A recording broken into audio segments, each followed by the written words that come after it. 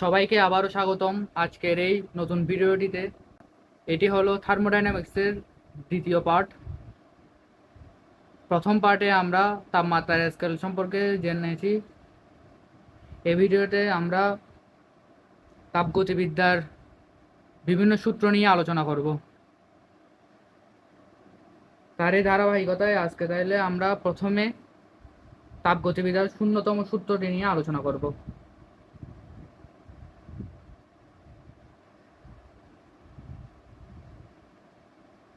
তাপগতিবিদ্যার কি বললাম, শূন্যতম সূত্র।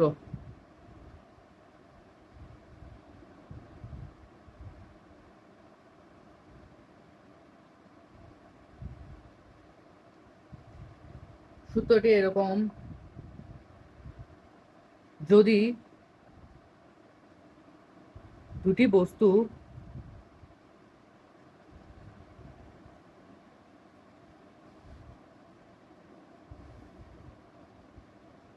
তৃতীয় কোনো বস্তুর সাথে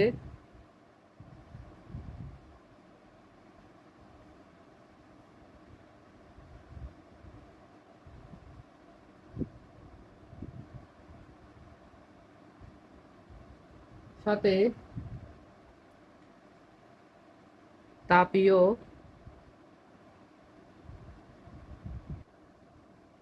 সাম্যাবস্থায় থাকে,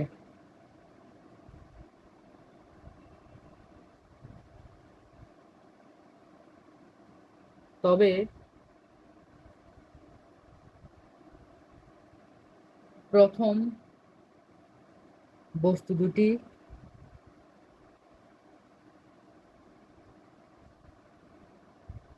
পরস্পর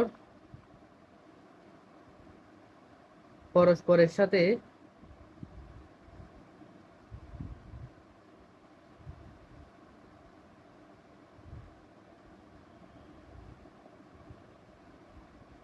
সাম্যাবস্থায় থাকবে। অর্থাৎ কি বলতেছে এখানে, এখানে বলতেছে যদি দুইটা বস্তু তৃতীয় কোনো একটি বস্তুর সাথে তোমার তাপীয় সাম্যাবস্থায় থাকে, তবে প্রথম বস্তু দুটি পরস্পরের সাথে সাম্যাবস্থায় থাকবে। অর্থাৎ ধরো আমরা এখানে একটা এ বস্তু নিলাম, এখানে নিলাম একটা বি বস্তু, আর এখানে নিলাম সি বস্তু। তাহলে কি বলতেছে এখানে, যদি দুটি বস্তু তৃতীয় কোনো বস্তুর সাথে, ধরো আমরা এটাকে ধরে নিলাম তৃতীয় বস্তু, ঠিক আছে, এটাকে ধরে নিলাম তৃতীয়, এটাকে ধরে নিলাম প্রথম, এটাকে ধরে নিলাম কি দ্বিতীয়, ঠিক আছে। এখন কি বলতেছে, যদি দুটি বস্তু তৃতীয় কোনো বস্তুর সাথে সাম্যাবস্থায় থাকে, তাহলে এই বস্তুটা ধরো এই বস্তুটার সঙ্গে কি আছে, তাপীয় সাম্যাবস্থায় আছে, তাহলে এই বস্তুটাও কি হবে, এই বস্তুটার সাথে তাপীয় সাম্যাবস্থা আছে। দুটি বস্তু তৃতীয় বস্তুর সাথে সাম্যাবস্থায় থাকলে তবে প্রথম বস্তু দুটি পরস্পর সাথে কি থাকবে, সাম্যাবস্থা থাকবে। অর্থাৎ প্রথম বস্তু কাদেরকে বোঝাচ্ছে এখানে, প্রথম এবং দ্বিতীয় বস্তুকে, ঠিক আছে। তাহলে তারাও পরস্পর নিজেদের মধ্যে কি অবস্থা থাকবে, সাম্যাবস্থায় থাকবে। এটাই হলো তোমার কি, তোমার তাপগতিবিদ্যার শূন্যতম সূত্র। আবার আরেকটি কথা মনে রাখবে, তাপগতিবিদ্যার এই শূন্যতম সূত্রের উপর ভিত্তি করেই তোমার থার্মোমিটারটা কি হয়েছে, তৈরি করা হয়েছে। অর্থাৎ এই সূত্রের উপর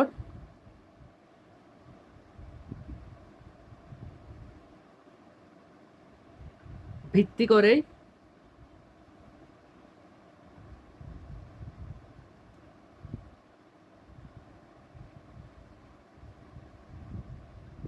থার্মোমিটার তৈরি হয়েছে, ঠিক আছে। এখন আমরা তাপগতিবিদ্যার প্রথম সূত্র নিয়ে আলোচনা করব। তাপগতিবিদ্যার প্রথম সূত্রটা হলো, যখন কোনো সিস্টেমে তাপ প্রয়োগ করা হয় তখন তার কিছু অংশ বস্তুর অভ্যন্তরীণ শক্তি বৃদ্ধি করে এবং বাকি অংশ পরিবেশের উপর বাহ্যিক কাজ সম্পাদন করে, ঠিক আছে। যখন কোনো সিস্টেমে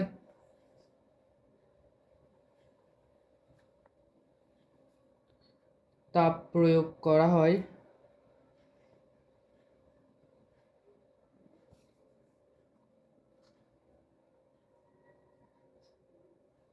তখন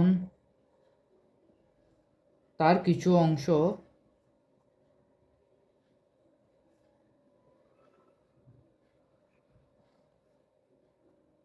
বস্তুর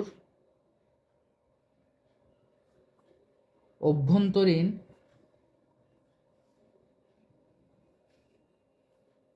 শক্তি বৃদ্ধি করে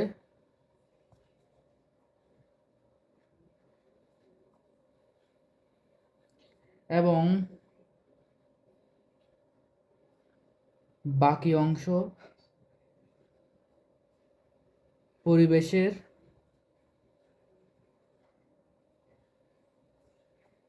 উপর বাহ্যিক কার্য সম্পাদনে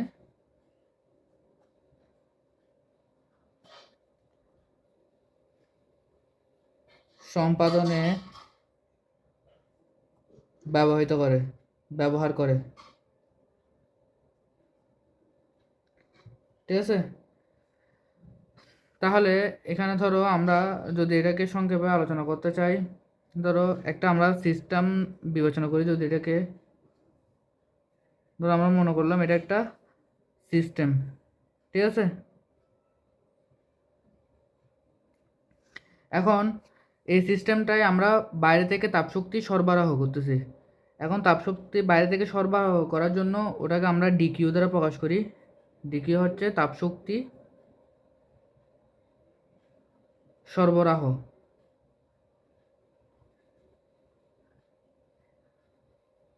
ঠিক আছে, আর এখানে আমরা ডিকিউ কেন বলতেছি, কিউ না বলে আমরা কেন ডিকিউ বলতেছি, কারণ তাপশক্তি যেহেতু এটা পরিবর্তন হচ্ছে, তার জন্য আমরা তাপশক্তির পরিবর্তন বোঝানোর জন্য আমরা এটাকে কী করতেছি, তোমার ডিকিউ ইউজ করতেছি। ঠিক আছে, কিউ ইউজ না করে তাপশক্তির পরিবর্তন। এখন কি বললাম, এখানে তোমার কিছু পরিমাণ শক্তি সে কি করবে, নিজের অভ্যন্তরীণ শক্তি বৃদ্ধিতে ব্যবহৃত করবে। তাহলে ধরো এটা যদি আমরা ভিতরে ডিইউ দ্বারা প্রকাশ করে থাকি, এটা দ্বারা কি বোঝাচ্ছে, এটা দ্বারা বোঝাচ্ছে যে অভ্যন্তরীণ শক্তি পরিবর্তন। অর্থাৎ সে যে পরিমাণ শক্তি তার নিজের মধ্যে অ্যাবজর্ব করে রাখবে, ওটাকে আমরা ডিইউ দ্বারা প্রকাশ করতেছি। ঠিক আছে, আর বাকি কিছু তোমার শক্তি সে বাইরে পরিবেশের কার্য সম্পাদনে ব্যবহার করবে, বাহ্যিক শক্তি নামে আমরা বলে থাকি। ঠিক আছে, বাহ্যিক শক্তি বা কাজ। কারণ এই শক্তি যখন পরিবেশের উপর যাবে তখন সেটা কি করবে, কাজে পরিণত হয়ে যাবে। ঠিক আছে, তাই এটাকে আমরা ডিডাব্লিউ দ্বারা প্রকাশ করি। এখন একটা কথা মনে রাখবা, এই আমরা যে তাপগতিবিদ্যার প্রথম সূত্রটা পড়তেছি, এটা হচ্ছে শক্তির সংরক্ষণশীলতার একটা বিশেষ রূপ। এটি শক্তির সংরক্ষণশীলতার একটি বিশেষ রূপ। ঠিক আছে, এখন এই কথাগুলোকে যদি একটা সূত্রের মাধ্যমে আমরা দাঁড় করাই, তাহলে এটা দাঁড়ায় এরকম, ডিকিউ সমান ডিইউ প্লাস ডিডাব্লিউ। কেন আমরা এরকম করে লিখলাম, কারণ আমরা কি বললাম, তাপ শক্তি যে পরিমাণ আমরা সরবরাহ করতেছি তার কিছু শক্তি সে কী করবে, অভ্যন্তরীণ শক্তির পরিবর্তনের জন্য ব্যবহার করবে এবং বাকি শক্তি সে বাহ্যিক কাজে তোমার ব্যবহার করবে। তাই ডিকিউ মানে হচ্ছে এখানে তাপ শক্তির সরবরাহ, আর ডিইউ হচ্ছে অভ্যন্তরীণ শক্তির পরিবর্তন, ডিডাব্লিউ হচ্ছে বাহ্যিক শক্তি বা যেটাকে আমরা কাজ বলে থাকতেছি। ঠিক আছে, তাহলে DQ is equal to DU plus DW. এটা হলো তোমার তাপগতিবিদ্যার প্রথম সূত্র। ঠিক আছে, এই তাপগতিবিদ্যার প্রথম সূত্রে তোমার কিছু বেসিক কনসেপ্ট আছে। এখন যা পড়াবো একটু ভালো করে মাথায় একটু ঢুকিয়ে নিবা, কারণ হচ্ছে এখানে তোমার এই কনসেপ্টটা যদি তুমি ভালো করে ক্লিয়ার হতে না পারো, তাহলে পরবর্তী সৃজনশীল সলভ করার সময় তোমার অনেক ঝামেলা পড়তে হবে। ঠিক আছে, ধরো আমাদের এখানে যদি ডিকিউর মান, প্রশ্নে ডিকিউ এর মান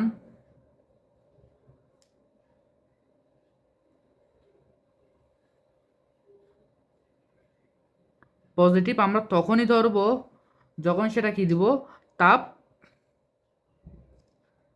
দিলে। ঠিক আছে, তাপ দিলে আমরা সেটাকে কি ধরবো, পজিটিভ ধরবো। আর যখন ডিকিউ এর মান নেগেটিভ দিবে, তখন সেটাকে আমরা দিব যে তোমার তাপ হারালে। বুঝেছো কি বললাম? ডিকিউ আর মান যদি তোমার প্রশ্নে পজিটিভ দেওয়া থাকে তাহলে বুঝে নেবে সেটা তাপ দিচ্ছে, আর ডিকিউর মান যদি নেগেটিভ দেওয়া থাকে তাহলে মনে করবা সেখান থেকে সিস্টেমটা কী করতেছে, তোমার তাপ হারাচ্ছে। আবার এখানে যদি আমরা, এটা তো ডিকিউ নিয়ে আলোচনা করলাম, এখন যদি আমরা ডিইউ নিয়ে আলোচনা করি। ডিইউ মানে কি বললাম? অভ্যন্তরীণ শক্তি তোমার পরিবর্তন। এখন ডিইউর তাপমাত্রা যদি বাড়াই, ধরো ডিইউর ক্ষেত্রে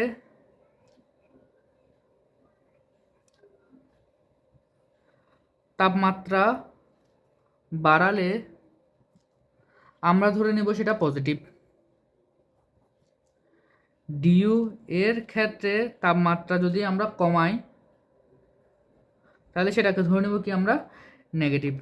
ঠিক আছে, ডিকিউ ডিইউ চলে গেছে, এখন বাকি আছে আর কি তোমার ডিডাব্লিউ। ডিডাব্লিউর কথা ভালো করে মাথায় একটু ঢুকিয়ে নাও, কারণ হচ্ছে ডিডাব্লিউটা বেশি ইম্পর্টেন্ট এখানের মধ্যে। ধরো যখন সিস্টেমে তোমার রাখা গ্যাসটা প্রসারিত বা আয়তন বাড়বে, সেটাকে আমরা কি মনে রাখবো? তোমার পজিটিভ সাইন। ঠিক আছে, অর্থাৎ সিস্টেমটি, অর্থাৎ সিস্টেমে রাখা গ্যাস যদি প্রসারিত হয় বা আয়তন বাড়ে,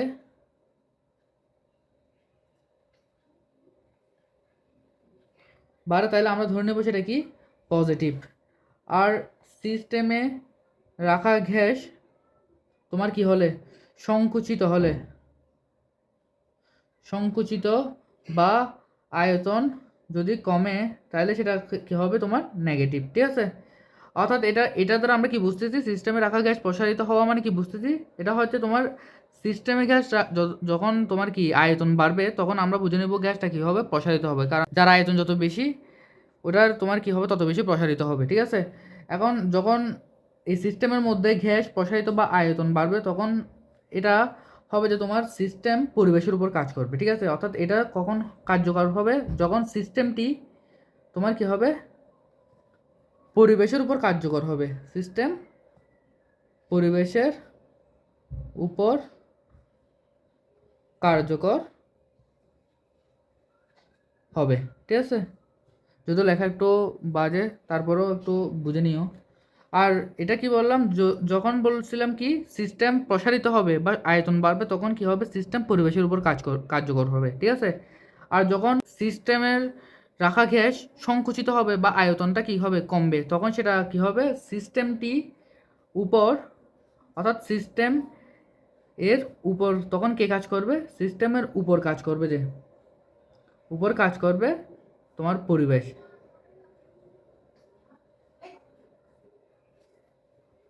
ঠিক আছে,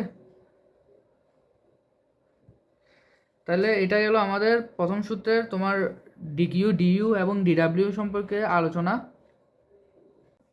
তাপগতিবিদ্যার এই প্রথম সূত্র যেটা আমরা এতক্ষণ পড়ে আসলাম, তাপগতিবিদ্যার এই প্রথম সূত্রটা হচ্ছে তোমার ব্যবহার করে তাপ, অভ্যন্তরীণ শক্তি এবং কাজের মধ্যে এই সম্পর্ক দাঁড় করা যায়, যেটা আমরা কিছুক্ষণ আগে এই মাত্র শিখলাম, যেটা DQ equal to DU plus DW নামে আমরা এখন শিখলাম। ঠিক আছে, তাহলে এটার মাধ্যমে আমরা কি বোঝা যায়? এই ডিকিউ সমান ডিইউ প্লাস ডিডাব্লিউ এটা কিসের কিসের মধ্যে সম্পর্ক স্থাপন করে থাকে? এটা হচ্ছে তোমার তাপগতিবিদ্যার যে তাপ, অভ্যন্তরীণ শক্তি এবং কাজের মধ্যে কি করবে? সম্পর্ক স্থাপন করবে। ঠিক আছে, তাহলে আমি লিখে দিই তাপগতি বিদ্যার প্রথম সূত্রটি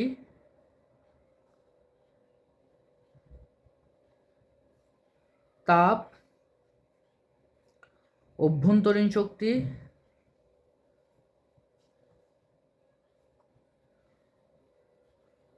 এবং কাজের মধ্যে সম্পর্ক স্থাপন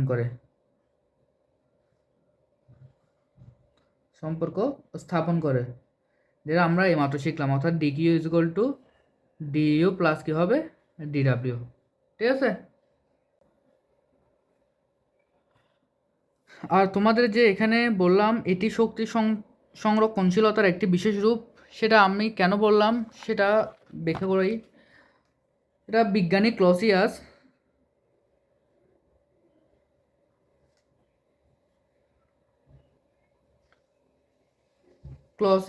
তোমার পরীক্ষা করেন যে তাপশক্তি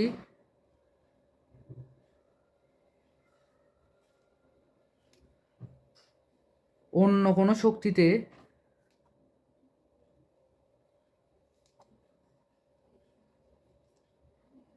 শক্তিতে রূপান্তরিত হয়, রূপান্তরিত হলে কিংবা অন্য কোনো শক্তি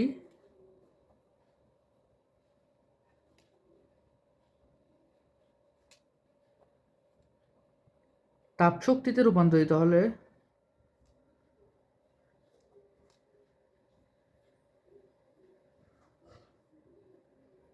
তরিত হলে সিস্টেমের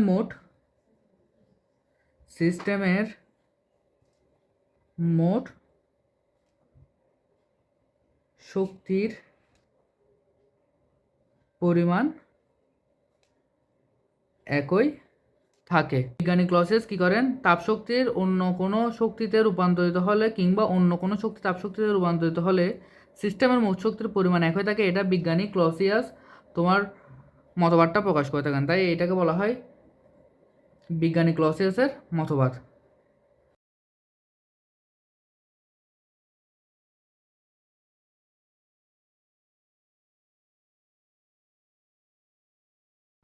তাহলে আজকের ক্লাসটা এখানেই শেষ। পরবর্তী ক্লাস দেখার জন্য অনুরোধ রইল।